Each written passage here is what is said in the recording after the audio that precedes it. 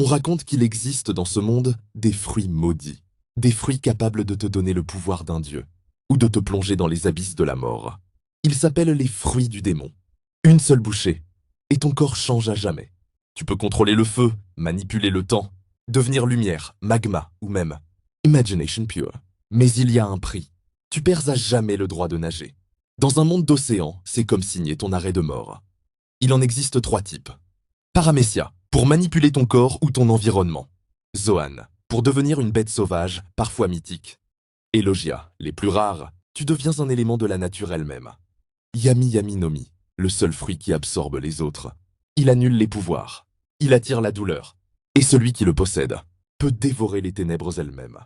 Goro Goro Nomi, le pouvoir de la foudre, inarrêtable, imprévisible. Ener était considéré comme invincible, sauf contre un seul homme. Wowo Nomi, modèle Seiryu, un fruit mythique. Transforme Kaido en dragon céleste. Il volait, il crache du feu. Il est presque immortel.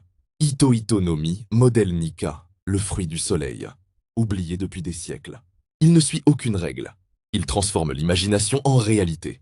Et Luffy est devenu une légende vivante. Mais certains pensent qu'un quatrième type de fruit existe. Un fruit si puissant que le gouvernement mondial a effacé son nom de l'histoire.